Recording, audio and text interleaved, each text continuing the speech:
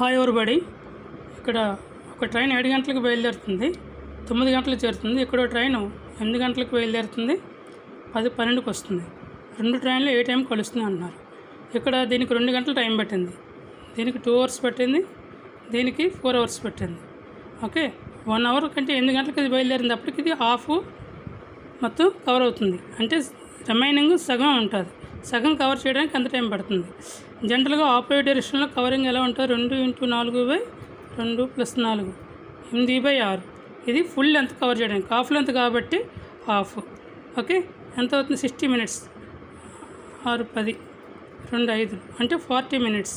ఒక గంటకి 40 నిమిషాలు కలపాలి. అంటే 7కి 1:47 + 1:40 8 గంటల 40 నిమిషాలకి ఇది మీట్ అవుతుంది. Okay, thank you.